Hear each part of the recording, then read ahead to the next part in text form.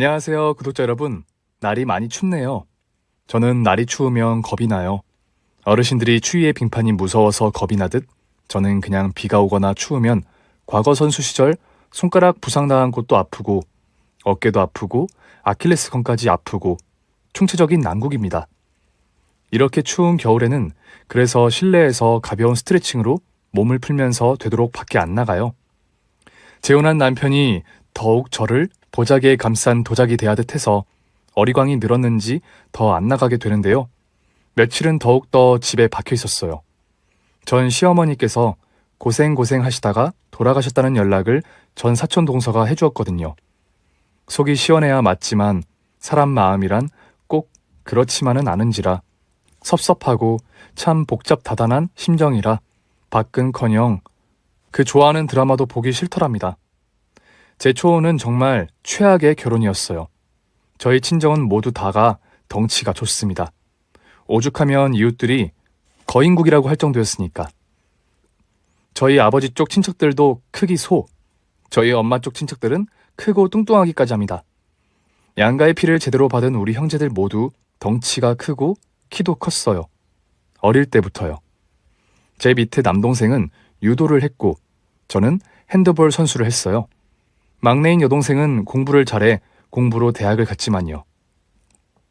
저는 어릴 때부터 유난히 공놀이가 좋더라고요. 동네에서 분필로 바닥에 금을 그어놓고 하던 피구는 왜 그렇게도 재미있던지요? TV에서 여자 핸드볼 선수들 운동하는 거 멋있어 했는데 제가 간 중학교가 고등학교까지 있는 학교였는데 그 여고가 핸드볼로 유명한 학교였어요. 체육 선생님이 국가대표 핸드볼 선수셨고 그 선생님이 중학생인 저를 눈여겨보셔서 고등학교까지 이끌어 주셨지요. 핸드볼로 대학 가고 국가대표까지 키우실 생각이셨던 것 같아요. 저는 사실 운동 자체도 좋았지만 제가 핸드볼 할 때 친구들이 응원해주는 그게 좋았던 것 같아요. 별 볼 일 없는 집안, 아니 가난한 집안의 첫째 딸이었던 저는 왠지 자라면서부터 제가 잘 돼야 한다는 압박감에 시달렸고 가난하게 자라면서 외모도 여자로서 예쁘지도 않고 여자로 어찌 보면 최악의 큰 덩치와 큰 키로 그 누구의 주목도 받지 못하며 자랐는데 고등학교 때 핸드볼을 하면서 친구들의 인기를 독차지하게 되었거든요. 정은이는 핸드볼 할 때 보면 카리스마가 넘쳐. 멋있지 않니? 교실에서는 덩치만 차지했지 말 한마디 안 해서 있는지 없는지도 모르겠는 애가 운동장에만 나가면 아주 펄펄 날고 너무 멋져. 핸드볼 게임할 때 학급 친구들이 모두 몰려나와 저 하나를 위해 응원해주는 그 기쁨. 그래서들 국가대표를 하고 지역대표를 하고 하나 봅니다. 그런데 그런 기쁨과 관심도 잠시의 환란인 듯 저는 고2 때 타 학교와의 경기에 선발 선수 주장으로 나섰다가 손가락이 퍼진 상태에서 손가락 끝이 공으로 맞으면서 손가락이 강하게 꺾였고 부상을 크게 당했습니다. 선수 생활을 더 이상 지속할 수 없었던 건 이날의 경기뿐 아니라 공을 던지는 운동이다가 보니까 공을 강하게 던지는 동작을 반복을 하다 보면 과사용으로 인한 피로 누적으로 만성적인 손상도 함께 온 겁니다. 몸이 더 이상 망가지기 전에 그만두는 게 좋겠다는 체육 선생님의 권유로 눈물을 머금고 운동선수를 그만둘 수밖에 없었어요. 게다가 엎친 데 덮친 격으로 아킬레스건까지 문제가 생겼거든요. 처음에는 저를 안타까워 위로해주던 친구들도 하나 둘씩 떠나가고 저는 다시 외로운, 못난이, 덩치만 크고 공부도 잘 못하는 못생긴 친구로 키 큰 친구로 학급의 맨 뒤에 앉은 학창시절을 보내야 했어요. 팔자란 말이 있지요. 팔자 도둑은 못한다. 이모가 저와 똑같았어요. 제가 이모를 빼닮아 나와 우리 할머니는 제가 자랄 때부터 저를 걱정하시는 말씀을 자주 하셨어요. 생긴 것부터 언행, 성격까지 꼭 닮았다고요. 이모는 늘 조용하고 말없는 사람으로 초등학교를 다니다가 여자 중학교에 입학을 겨우 했고 집안이 너무 가난해서 고등학교까지는 진학을 못 시킨다 했는데 키가 큰 것 치고는 달리기를 너무 잘해서 육상선수로 발탁이 되었답니다. 그래서 고등학교 공부는 끝까지 할 줄 알았는데 아킬레스건이 나가서 더 이상 아무것도 못하게 되어 고등학교 진학도 포기하고 중학교 졸업 후에 인근 사탕 공장에서 사탕 껍질 싸는 일을 하다가 미싱 돌리는 일을 하던 옆 봉제 공장 남자한테 시집을 갔거든요. 너는 네 이모 팔자까지 닮나 보다. 이를 웃자면 좋을꼬. 라고 제가 핸드볼을 그만두는 날 외할머니는 그렇게도 우셨었지요. 저는 울지 않았어요. 저는 이모처럼 삶을 포기하지 않겠다는 결심을 확고히 했습니다. 교실 맨 끝에 앉아 주목받지 못하는 나머지 1년 반의 학창시절을 보내면서도요. 속으로 주문처럼 외던 말. 나는 누가 뭐래도 시집을 잘 가고 말 거야. 고교를 졸업하고 대학 진학은 꿈도 못 꾸어 인근 헬스장에서 아르바이트를 시작했어요. 체육 선생님 소개였고 타고난 운동신경을 헬스장 사장님이 알아보시고 우선 막내일부터 시작하면서 헬스를 병행하라고 하시더군요. 그러다 보면 트레이너로 키워주시겠다고요. 저는 막내일부터 시작을 했습니다. 회원 등록, 연기, 회원 연장, 그리고 그날 헬스장 마감 1시간 전에 청소기를 전체적으로 싹 돌리고 걸레질하고 센터 전체 청소도 하고 정말 열심히 성실히 일했습니다. 사장님이 하라고 하지도 않으셨는데 유리창까지 뽀얗게 닦아놓고 업무 시간 내에 고객님들 불편사항을 확실하게 처리해드렸습니다. 이건 체육 선생님이 이렇게 하면 너는 다른 직원들과 틀리게 보일 것이다 라고 리드를 해주셔서 체육 선생님 말씀대로 했더니 사장님이 저를 진짜로 눈여겨보시기 시작하셨습니다. 여기 헬스장은 고급 아파트 옆에 있는 데라 다른 헬스장과는 다르게 여유가 넘치고 또 사람들도 되게 부티나 보였어요. 저는 그들을 부러운 눈길로 쳐다보았지요. 옷 입는 것부터 그들은 뭔가 틀렸어요. 여유가 넘친다고 해야 할까? 제가 일을 시작하고 반년이 넘게 지나자 고객들 없는 시간에 사장님이 저를 부르시더니 피트니스 전문가 교육원을 등록해봐. 이거 등록비니까 내가 자네 하는 게 믿음직해서 밀어주는 거니까 부담 가질 필요는 없고. 그러니까 월급 말고 따로 돈을 쥐어주신 거예요. 잘 배워서 우리 함께 일해보자고요. 자네는 나이가 어리니 얼마든지 성공할 수 있고 비록 핸드볼은 계속 못할지 몰라도 헬스로 앞날을 꿈꾸어보면 살 길이 열리겠지. 아무리 여자라도. 피트니스 교육을 받고 전문 트레이너가 된 후 2년 만에 저는 VIP 그룹을 맡게 되었습니다. 그러니까 운동을 잘하는 분들 말고 돈 많은 분들을 교육시켜드리는 트레이너가 된 거예요. 뭐랄까, 돈 많은 분들일수록 의심이 많달까? 사람을 잘 안 믿는데 저의 순박하게 생긴 얼굴과 생김새, 그러니까 나라 끝에 이름을 알지도 못하는 섬 끝자락에서 막 서울행 기차를 타고 올라와 서울역에 내린 것 같은 얼굴로 생겼네. 훗날의 시어머니가 제게 저의 외모에 대해서 품평할 때 하신 말씀이신데 그런 외모가 고객들에게 먹혔습니다. 고객들께서 대체로 저를 좋아하셨는데 저의 순박함을 좋아하셨던 것 같아요. 그리고 그 중에 한 고객이 저의 첫 남편이 되었습니다. 제 덩치와 키 못지않게 남편도 키가 크고 덩치도 컸습니다. 남편은 아주 내성적인 사람이었습니다.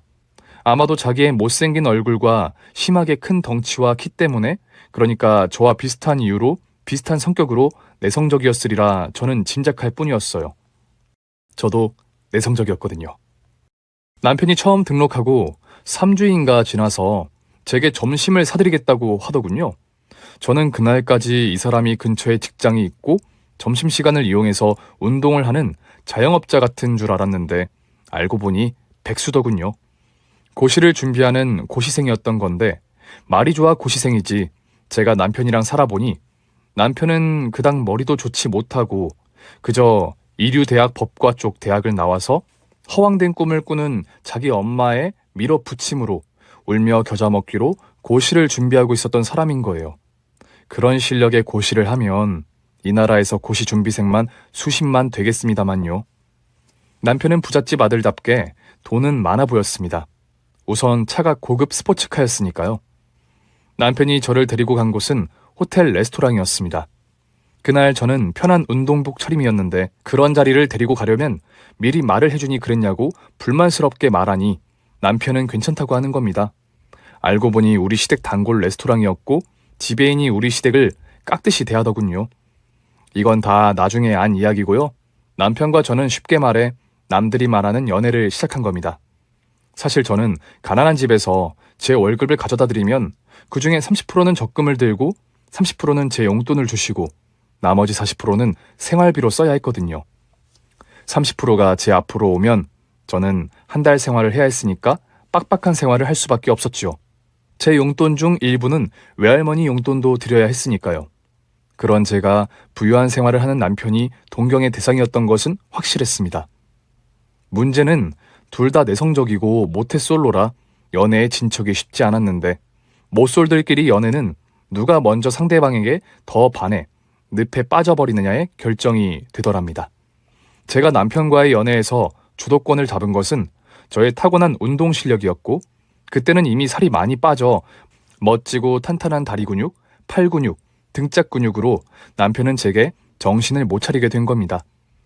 우선 운동이 필요해서 온 사람인데 제 뛰어난 감각적인 운동을 보고 반한 거지요. 우리가 친해지게 되면서 남편은 솔직히 자기가 하고 있는 공부에 대해 말을 하더군요. 나는 고시를 4년째 하고 있지만 그러나 자신은 없어. 내 생각인데 아마도 나는 집안 대대로 내려오는 안경점을 해야 할 것 같아. 라고요.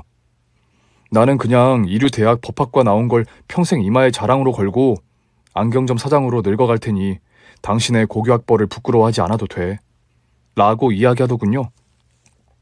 그러니까 남편은 저와 결혼까지 생각하고 있었던 거예요. 저는 솔직히 궁금했습니다. 아무리 제 멋진 체격에 반했다고 해도 그게 결혼할 사유가 되나 그게 궁금했어요. 그러나 남편은 오직 저를 사랑한다는 그 이야기만 하더군요. 결혼 의사를 묻는 남편에게 하겠다고 대답했습니다. 남편이 좋다는데 제 가난이 뭐가 문제인가 싶은 마음도 있었고 자신감을 가지기로 했습니다. 무엇보다 남편이 저의 건강을 우러러 보는데 저는 건강은 자신이 있었거든요. 시부와 시모는 저를 대놓고 못마땅해 했습니다. 시부는 떨떠름한 표정으로 앉아 계셨지만 고개를 외면하지는 않으셨어요. 하나 시모는 대놓고 외면을 하다가 한다는 말이 참 사람 속은 요주경이 맞다. 아니 지 좋다는 아가씨들이 한둘이야. 그 한다 하는 삐까뻔쩍한 인형 같은 애들이 집안 좋은 애들 다 놔두고 말이야. 혁건이 아줌마 딸 곧 있으면 귀국한단다. 혜경이는 어쩌고 너 말이야. 하시는 겁니다. 저는 이게 무슨 소리인가 시겁했지요. 사귀는 여자가 있었단 말인가? 아무리 그렇다 해도 결혼하겠다고 인사온 장래 며느리가 될지도 모르는 여자 앞에서 다른 여자 이름을 입에 올리는 건 이건 무슨 경우인가 속으로 한심했습니다. 그러니까 돈만 있지 격은 없는 집안이 아닐까란 의심이 들더군요.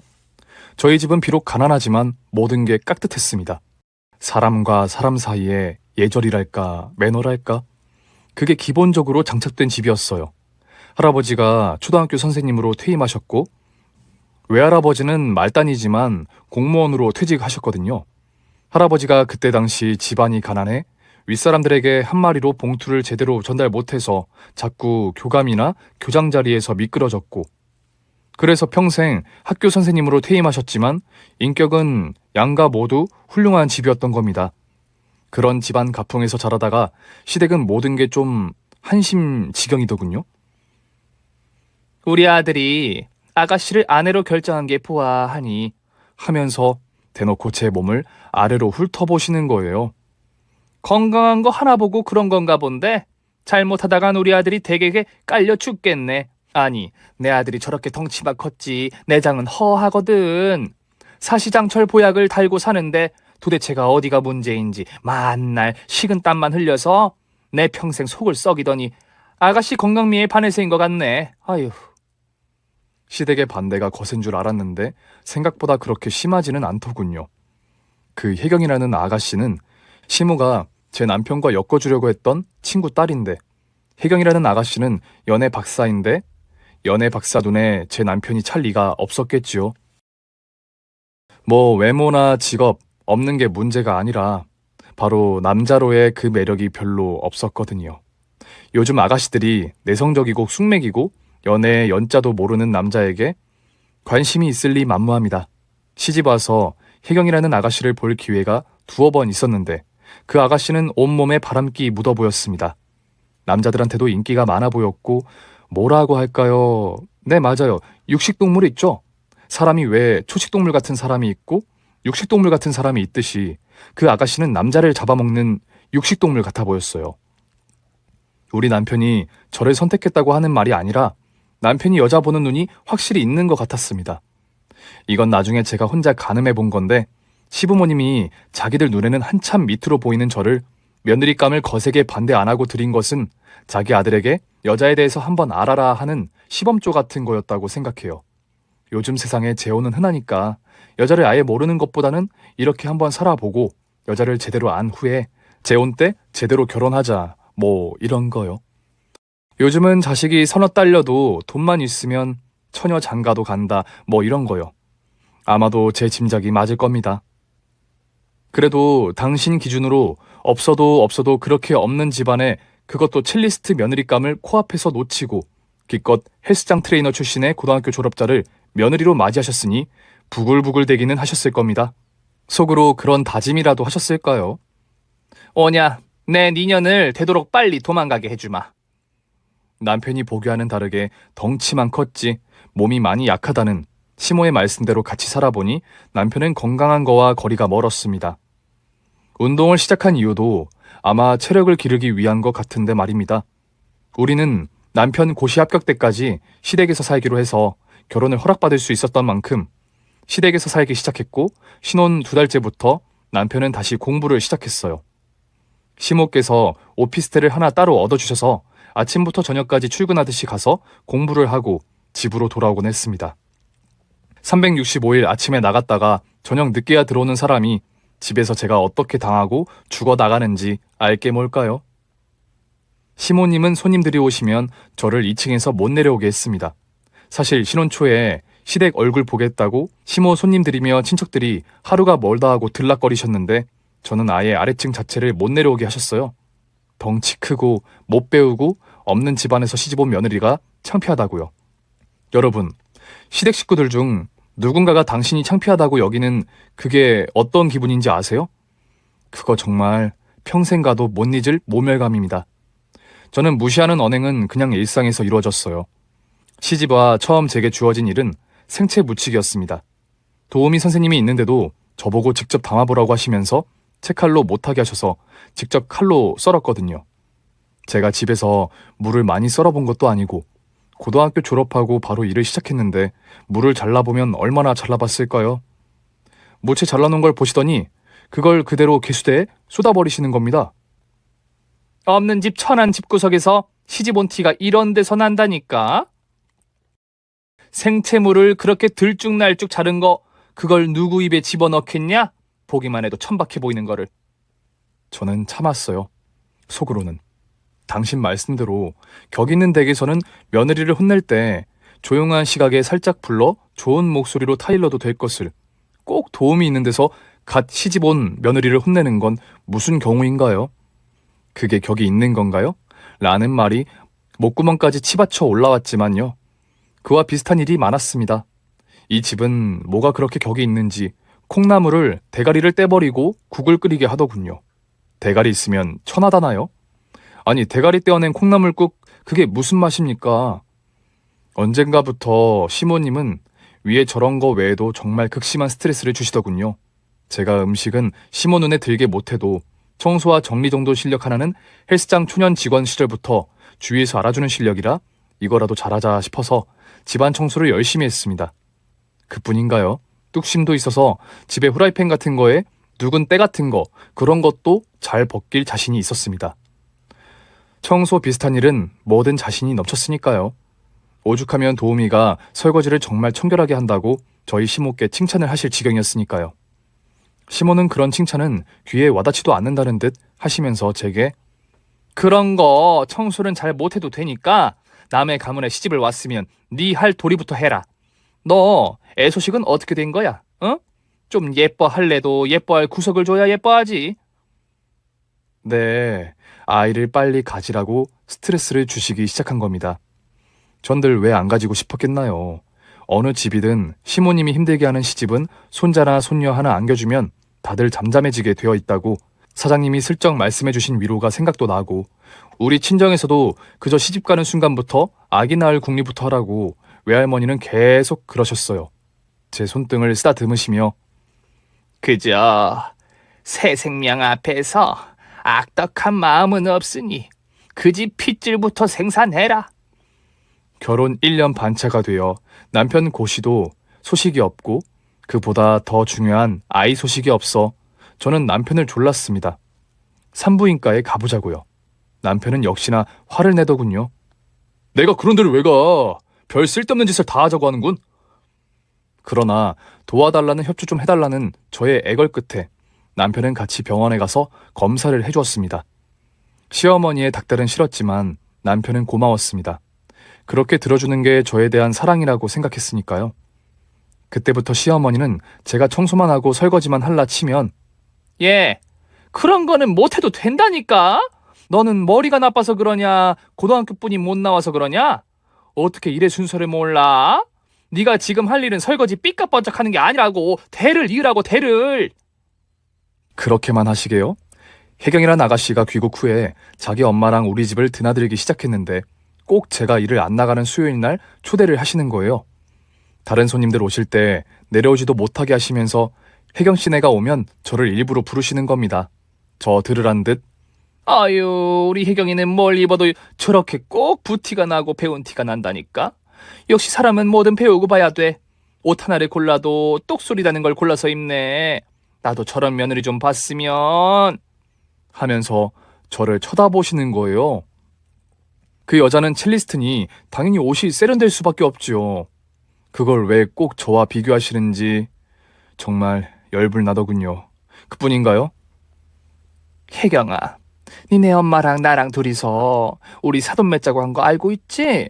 내가 너를 진작에 내 며느리로 처음 찍었었는데 어떻게 일이 이렇게 돼서 너도 섭섭하지? 이러는 건 기본입니다. 보아하니 혜경이란 여자도 이 상황을 즐기는 것 같은 그런 가학적인 심정이 있었던 것 같아요. 저를 바라보는 눈길이 비웃음과 질투 그런 게 섞여 있었거든요. 저는 사람 말귀를 못 알아듣는 이 집에서 키우는 강아지가 아닙니다. 사람의 귀를 달고 있는 며느리 앞에서 저런 말을 마구 하는 시어머니를 저는 어떻게 대해야 할지 정말 속이 부들부들 떨리더군요. 그날 늦어서야 남편이 돌아왔고 저는 남편을 붙잡고 드디어 하소연을 하기 시작했습니다. 우리 친정에서는 그 누구도 저런 식의 막말을 하지는 않아.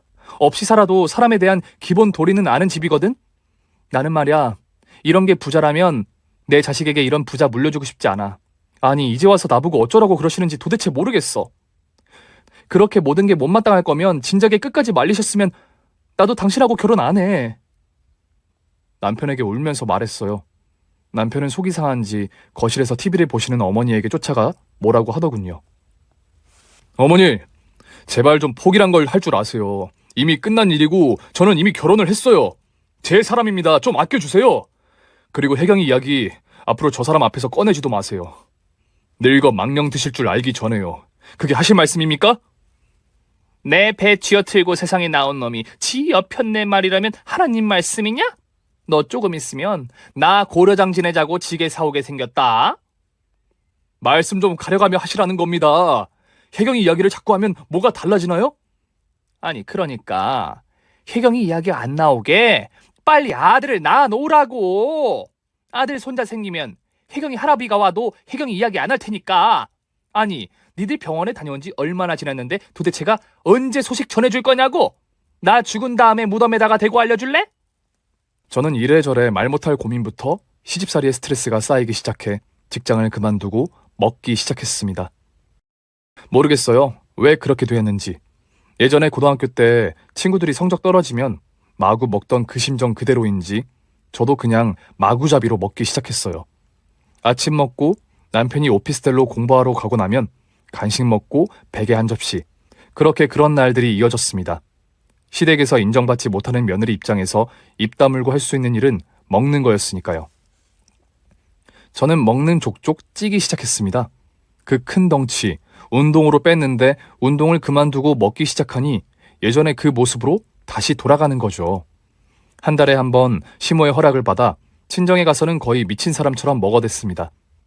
그 모습을 보면서 친정의 여동생은 언니를 보면 여자를 포기한 사람 같아. 도대체 왜 그렇게 먹어대? 언니 잊었나 본데 언니는 아직 신혼이야. 어떤 남자가 언니같이 먹어대고 살찌는 여자를 좋다고 할까? 그래서인가요? 남편은 슬슬 오피스텔에서 자고 안 들어오는 날이 많아졌습니다. 네, 다 제가 만든 일이지 누굴 원망하겠습니까? 스트레스로 먹고 먹으니 살이 쪄서 스트레스 받고 악순환의 연속 속에서 시어머니의 손자 타령은 계속됐습니다. 예, 너 지금 모습 보면 새쌍둥이가 들어앉았다 해도 믿겠다. 먹는 만큼 자식 생산이나 제대로 했으면 내가 하루 7끼를 먹어도 오냐오냐 한다. 라고 하시는 겁니다. 저는 대꾸 따위 하지 않고 먹어댔습니다. 대꾸 않고 밥 먹는 모습이 열이 받치셨는지 시무는 또 없는 집 타령까지 읊어대시더군요. 없는 집에서 얼마나 못 먹고 자랐으며 먹는 게 원이 맺혀서 그런 거냐? 길 가다가 사람 붙잡고 물어봐. 누가 너처럼 먹는 여자가 있나? 도대체가 배우질 못했으면 고분고분하기라도 해야지. 시모 말씀하시는데 지 처먹을 거 다 처먹느라 너는 떠들어라. 나는 한 귀로 듣고 한 귀로 흘린다는 거냐? 너 지금 그 태도가 뭐야? 그냥 모든 걸 포기하고 싶을 정도로 우울증이 시작되고 얼마 후 저는 친정 여동생의 결혼식이 코앞이라 옷을 사러 백화점에 가야 했습니다. 살이 쪄서 맞는 옷이 없었거든요. 백화점을 가서 명품 매장에서 옷을 보면서 도대체 맞춤 옷을 입어야 하나 고민이 되고 있는데 누가 제 어깨를 슬쩍 건드리더군요. 돌아보니 혜경 씨였습니다. 날씬하고 세련된 그녀의 활짝 웃는 얼굴, 아니 약간 비웃는 듯한 얼굴과 표정. 저는 인사도 제대로 못 받고 도망치듯 피해서 마구마구 걸어서 에스컬레이터 쪽으로 갔습니다. 왠지 그녀에게 2달 사이에 어마무시하게 찐 저의 모습을 보이기가 싫었거든요. 그런데 그녀는 저와 무슨 원수가 졌다고 그렇게 잔인한 걸까요? 도망치면 도망치는 대로 좀 두지 악착같이 제 뒤를 따라 붙는 겁니다. 은정씨 남편 밤에 잘해줘요? 너무 행복해서 살이 포동포동해지셨나? 저는 침묵으로 일관하고 도망쳤어요. 잔인한 여자가 바짝 뒤를 따라 붙더군요. 은정씨네 왜 그렇게 아기가 안 생길까? 난 그게 궁금해요. 저는 또 침묵으로 일관하고 앞만 보고 마구 걸었습니다. 제가 대꾸도 안 하는 게 열이 받는지 혜경이란 여자가 제 팔뚝을 잡아채서 세우더군요. 내가 알려줄까? 은정씨, 아기는 포기하는 게 좋을 거야. 당신 남편 밤에 어떤지 내가 잘 알아. 최근 당신 남편이 왜 집에 잘 안 들어가는지 그것도 알려줄까? 그렇게 말하는 혜경이란 여자. 육식동물 같은 여자의 얼굴은 초식동물의 피를 빨아먹는 그 표정이 서려 있었습니다. 남편은 아마도 최근 제가 몸이 뚱뚱해지니 제가 싫어져 혜경이라는 여자와 가깝게 지냈나 봅니다. 헛웃음뿐이 안 나더군요. 다른 여자라면 제가 이렇게 분노가 일지는 않았을 거예요. 하필 시모가 탐내서 저를 약올리던 혜경이란 여자였으니 저는 남편의 목을 조르고 싶은 심정이었습니다. 그날 차를 운전하면서 돌아오는데 얼마나 눈물이 철철 넘쳐 흐르던지요. 운전을 못하겠어서 한 길가에 차를 세우고 운전대에 얼굴을 파묻고 한참을 울었습니다. 내 모든 서러움 다 토해내듯 울었어요. 혜경이란 여자는 어쩌면 같은 여자로 그렇게 사람이 잔인할까 싶기도 했지만 저는 순간 갑자기 저도 똑같이 잔인해져 창밖 전면을 바라보며 웃음이 나오는 거였어요. 제가 미쳤을까요? 아닙니다. 저는 멀쩡합니다. 집에 돌아오니 글쎄 혜경이란 여자의 엄마가 와 있는 겁니다. 시어머니랑 둘이 마주 앉아 차를 마시고 있더군요. 그 아줌마가 저를 바라보는 눈길은 어쩌면 그렇게도 혜경이란 여자와 똑같은 표정인지 저는 구역질이 일었습니다. 참 잘못 보면 임신한 8개월은 된 애 같지? 참 할 줄 아는 거 아무것도 없으면 애라도 제때제때 생산해야 하는데 도대체가 하는 일이라곤 하루에 4끼 5끼 먹는 것밖에 없어. 우리 며느리가 머릿속에 든 게 없고 고등학교만 나오면 임신도 제대로 안 되는 건지 도대체가 어떻게 건질 만한 구석이 하나도 없는지 내가 속이 상해 죽는다. 혜경이라면. 저는 여기까지 듣고 더 이상 견디기가 어려워서 가방을 떨어뜨리고 양손으로 귀를 막고 고함을 질렀습니다. 마구마구 질렀어요. 두 분 다 모두 굉장히 당황하다가 시모께서 급기야 제게 쫓아오시더니 제 뺨을 때리시더군요. 이게 어디서 어른 무서운 줄 모르고 폐악질이야? 네가 아이만 제때 낳았어봐. 내가 일어나.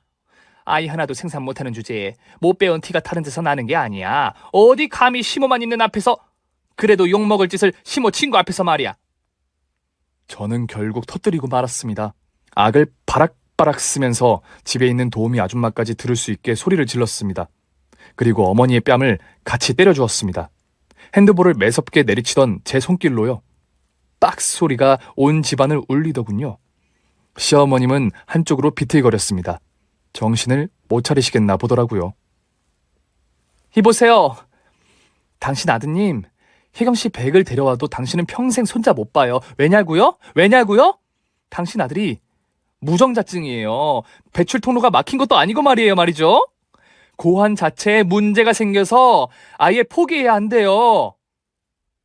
아니, 거기서 왜 또 우리 혜경이가 나와? 남의 집 생아가씨 혼사길 막히게, 저는 실소를 멈출 수가 없었습니다. 생아가씨라는데 웃을 수밖에 없죠. 아주머님, 집에 가서 혜경씨가 아가씨인지 아닌지 직접 한번 따님께 여쭤보세요. 그리고 오늘 백화점에 부딪힌 제게 어떤 짓을 했는지도 한번 물어보시고요. 무대 위에서 고상하게 첼로 키는 여자는 백화점에서 엄마 친구 아들의 아내에게 어떤 짓을 하는지 한번 물어보세요. 저는 그대로 방을 뛰쳐들어가 눈물이 넘쳐 흐르는 걸 닦아대며 떨리는 손으로 제 짐을 간단히 챙겼습니다. 제가 꼭 가지고 나와야 할 것들만 챙기고 그 길로 집을 뛰쳐나왔어요. 저는 우선 갈 데가 없어서 막막해서 헬스장으로 갔습니다. 손님들 운동을 가르쳐주고 계시던 사장님은 놀란 듯이 저를 바라보다가 눈짓으로 사무실에 들어가 있으라는 표정을 지으셨습니다. 약 30분 후 사장님이 사무실로 들어오셨고 저는 이미 차분해져 있는 상황이라 어느 정도 차분히 제 상황에 대해서 설명을 할 수 있었습니다. 사장님은 제 이야기를 다 듣더니 그래서 자네가 여기 온 이유가 뭐 일자리를 다시 달라는 거야? 저는 그렇다고 일자리가 필요하다고 말했습니다. 자네도 양심이 있어야지. 지금 자네 몸을 보라고. 자기 몸을 그렇게 망치는 사람이 어디 있나 그래? 그리고 놀라운 말씀을 해주시더군요. 제 남편이 헬스장을 처음 다니기 시작하고 제게 관심 있어 하던 그때 사장님과 술을 한잔 할 기회가 있었다네요. 그때 남편이 취해서 주절주절 한없이 짓거리던 말이 이렇더랍니다. 제가 말입니다. 참 이상해요. 집에서는 저를 여자친구가 없었는 줄 아는데 제가 여자친구가 총 3이었어요. 저는 피임을 하지 않았습니다. 결혼을 일찍 하고 싶던 저는 아이부터 만들려고 매번 여자친구들과 노력을 했죠. 저는 이상하게도 아이가 좋은 거예요. 형제 없이 외롭게 자라서 그런가요? 이상하게도 아이가 생기지 않더군요. 제가 늘 너무 날씬한 여자들만 사귀어서 그런 건가 싶어서 말입니다. 은정씨가 참 좋아 보이는 겁니다. 솔직히 얼굴도 못생기고 누가 저 여자를 여자로 보겠습니까? 그런데 저는 사랑? 그런 거 다 필요 없어요. 저 여자면 제 아이를 3이든 4이든 마구 낳을 수 있을 것 같아서요. 건강해 보이잖아요. 저는 이 말을 듣고 소름이 끼쳤습니다. 자기가 무정자증인 걸 몰라서 한 짓이었겠지만 결국 그때 제가 산부인과 가자고 할 때 따라가 준 게 자기도 이제는 슬슬 궁금해서였겠지요. 그런데 어떻게 저를 사랑해서가 아닌 단지 건강해 보인다는 이유로 그랬을까요? 저는 그 집에서 뛰쳐나온 지 사흘 만에 이혼 소송을 시작했습니다. 저는 위자료를 제대로 받아냈고 제 삶을 시작했습니다. 헬스장에서 우선 제 몸을 가꾸기부터 시작했습니다.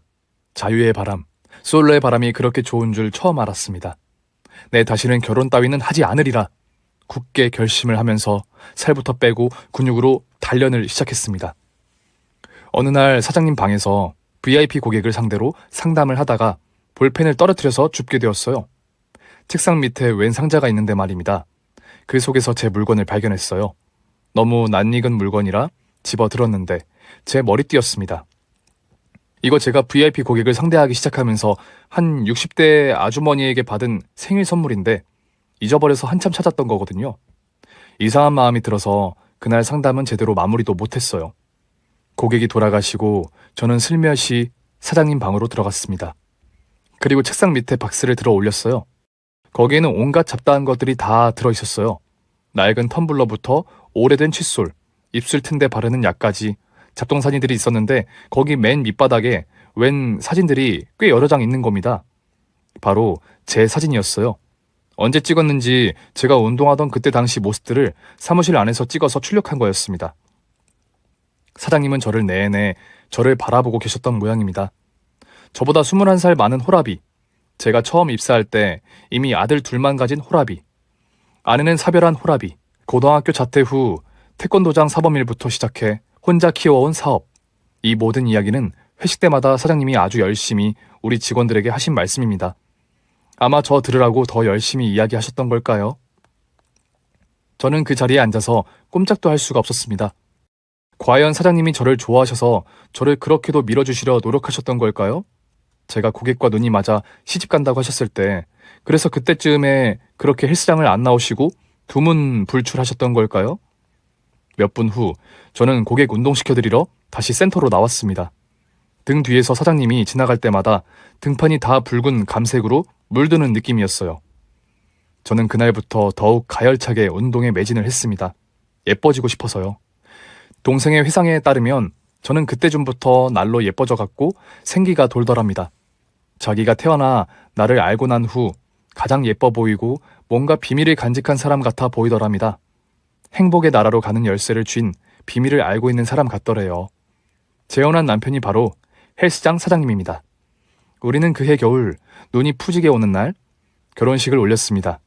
자그마한 한식당을 빌려서 그의 가족들과 제 가족들하고만 조용히 혼례를 치루었어요. 저는 그이와의 사이에 아들을 하나 낳았습니다. 이미 아들이 둘인 그 사람은 무조건 딸을 낳아야 한다고 어디서 딸 낳는 비방을 죽자 살자 물고 들어와 그 비방대로 하자고 저를 보챘고, 저는 그이가 하자는 대로 다 했습니다. 그러나 또 아들임을 알고 한 반 시간 정도 실망하더니 이내 기운을 차리고는 괜찮다며 스스로를 위로하더군요. 이유인즉슨 제가 나이가 아직 창창하니 또 낳으면 된다는 겁니다. 이번에는 반드시 딸을 낳을 비방을 제대로 배워서 제대로 예쁜 딸을 낳자고 하는데 저는 그이가 하자는 대로 하려고 생각 중입니다. 제가 낳은 아들이 돌이 되어갈 무렵 남편이 어느 날 소주 2잔을 마시고 들어왔더군요. 결혼 후 너무 행복해서 술 같은 건 입에 댈 필요가 없다고 말하던 남편에게서 소주 냄새가 나서 이상하다 싶었습니다. 그날 잠을 자려다 눕고 말고 남편이 다시 일어나 앉더니 불을 켜더군요. 그러면서 하는 이야기가 꽤 길었습니다. 제 전남편 이야기를 해주는 거예요. 고객 중에 VIP 고객 그룹에 전남편 친구가 있었거든요. 저와 이혼하고 전남편은 거의 폐인처럼 살았답니다. 자기가 무정자증인 걸 꿈에도 모르고 있던 전남편은 무정자증 소식에 일단 1차 좌절을 했고, 저와의 이혼에 2차적 충격, 그리고 혜경 씨의 떠남이 셋째 충격이었던 모양입니다. 문제는 혜경이란 여자가 말입니다. 그쪽 그룹에 온통 소문을 낸 모양이더래요. 남편이 무정자증이니 자식 낳을 생각이 있는 여자는 그 남자랑 재혼하는 자리에 시집가면 안 된다고 그들 그룹이 잘 모이는 청담동 한 미용실에서 소문을 퍼뜨린 거지요. 아니, 지가 무슨 정의의 사도도 아니고 뭐가 증뿔 났다고 결국은 지 소문도 돌터인데 그런 소문을 왜 퍼뜨리는 걸까요? 인간 심리 밑바닥에는 그런 악독한 마음이 있는 걸까요? 그녀는 육식동물이 아닌 다만 악독한 여자일 뿐일까요? 첼로를 킨다는 여자가 아름다운 음악하는 마음과 악독한 소문 퍼뜨리는 마음이 다른 걸까요? 저는 도저히 모르겠는 기분이었습니다. 전 남편은 자기가 무정자증이라는 소문이 돌자 술을 퍼마시기 시작했고 집에 처박혀 두문불출이었답니다. 알코올 중독 증상까지 보이자 남편의 아버지는 우라병에 화를 내다가 안경점에서 실수한 직원 하나를 때렸답니다. 그런데 하필 재수가 없으려니 그 직원이 밀쳐진 상태에서 뒤로 넘어져 다리가 다쳤고 다리 한쪽을 수술했고 결국은 절룩이게 되었대요. 평생 먹고 살 돈을 보상비로 내주고 안경점 5군데 팔아치운 화풀이로 화를 내다 우라병으로 심화를 앓다가 남편의 아버지는 돌아가시고 전 시어머니는 오직 아들 알코올 중독 치료에 매달렸다고 하네요. 그러나 밖에 나가면 나가서 아들이 무정자증이라는 무정자증 주제에 바람피다 들켜서 이혼하는 덜 떨어진 놈의 어머니란 시선을 받아야 했고 시어머니도 결국은 두문불출이 되셨다고 합니다. 그렇게 돈 있는 티 내고 다니기 좋아하던 양반이 말입니다. 남편도 죽고 아들 하나 있는 거 어떻게 될까 그저 애지중지 아들이 해달라는 거 다 해주고 술만 끊어달라 애걸복걸해도 알코올 중독이 달리 알코올 중독인가요? 이 알코올 중독이란 게 정신적인 병이라는 편견으로 치료가 늦어지면 환자 본인과 그 직계 가족을 더욱 병들게 하는 게 문제라고 남편이 그러더군요. 술의 중독자가 되면 본인이 알코올 중독자라는 사실이 인지하지 못하게 되고 폭음을 계속하다가 건강을 잃게 되는 거잖아요. 모든 관계는 다 파괴되고요. 그래서 입원 치료가 원칙인데 전 시어머님이 입원은 죽어도 못 시키겠다고 우기셨답니다. 하나뿐인 아들 죽으나 사나 당신이 직접 맡으신다고요. 그래서 결국 시모가 제풀에 지쳐 쓰러져 뇌졸중이 올 때까지 애달복달 남편을 붙잡고 씨름한 세월이 2년인가 봅니다. 전 시모님도 연세가 있으신지라 그 모든 스트레스와 신체적 달림을 못 이기시고 결국 쓰러진 거지요. 참 악독한 시어머니라도 자기 자식한테는 위대한 어머니라는 게 말입니다. 그렇게 쓰러졌다가도 다시 일어서시더랍니다. 악착같이 좋다는 약 다 지어다 먹고 안 잡수는 게 없으실 정도였대요.